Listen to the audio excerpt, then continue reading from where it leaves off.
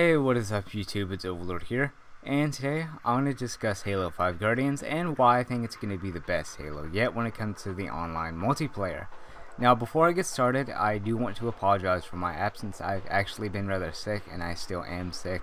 but I'm going to try to start pushing out videos again because I really enjoy YouTube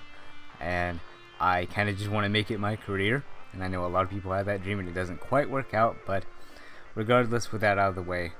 let's get started.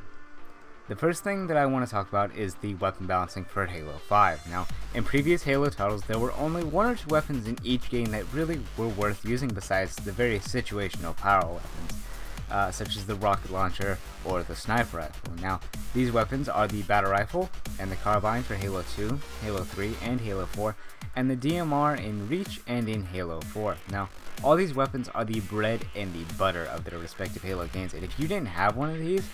then majority of the time you're going to be totally outclassed weapon-wise when someone else had said weapon, even if you were the better player. This made games that weren't precision weapon starts not really about who the better team was, just which team had more precision weapons and power weapons on map.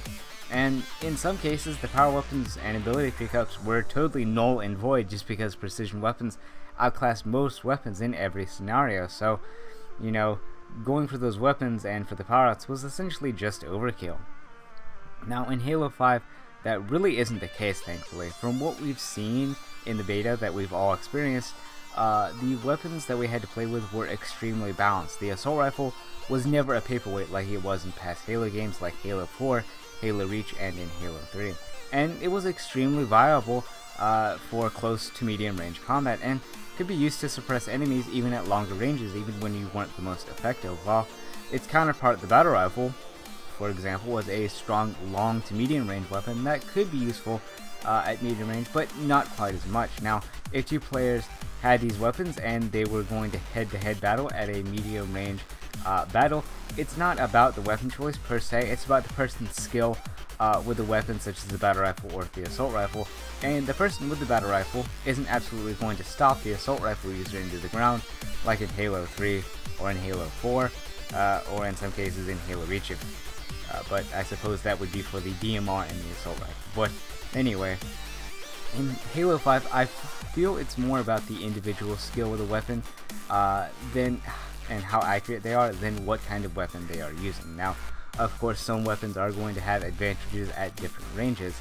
and a very good example of this is the SMG versus the assault rifle. Now, the SMG absolutely shreds everything at close range. I mean, we haven't got to play with a shotgun yet, but with the sword on the Heretic remake, if you had an SMG and you played smart, then you could absolutely wreck someone with a sword just because of how powerful it was at close range. Now, the drawback was the weapon lacked range, and it had very, very terrible accuracy at long ranges, and if you weren't touching someone's nipple with the barrel of the weapon, then they could probably kill you relatively easy. Now, the assault rifle, on the other hand, is a good contester at close range. It's not quite as good, it's still less effective, but I'd say that at medium range, they're about even, maybe with the assault rifle having a little bit of an edge with slight bullet spread advantage, since it spreads less, but then again, it comes down to the person's skill with the weapon and how they use the game mechanics to give them an edge in that 1 versus 1 scenario.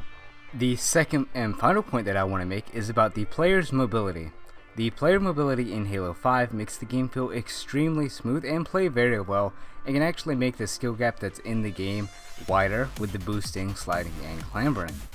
Now, a lot of people are somewhat unhappy about Halo 5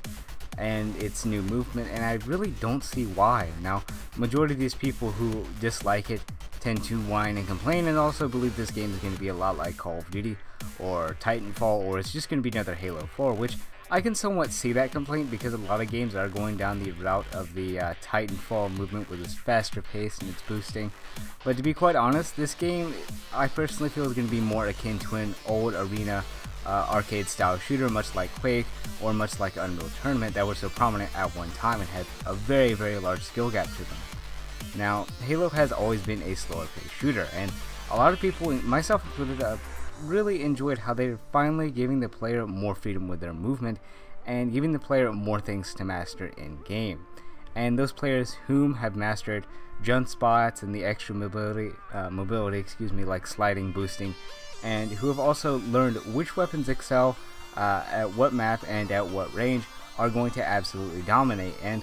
just having that extra leg, that increased mobility, is really going to widen the skill gap quite a bit, because there are going to be new players who don't necessarily know how to use their boosting and how to use sliding and whatnot correctly, and then you're going to have the veteran players who, as again, really excel at using all those things and know exactly when to use them. Now, I want to know what your guys' thoughts on Halo 5 is, and what you guys think the game is going to be like. If you think it's going to be essentially another cookie cutter game much like Call of Duty, or if you're going to believe it's going to be much like the old arena style shooters that were so prominent like I do. Anyway, you guys, this is Overlord signing out, and I will see you guys next time.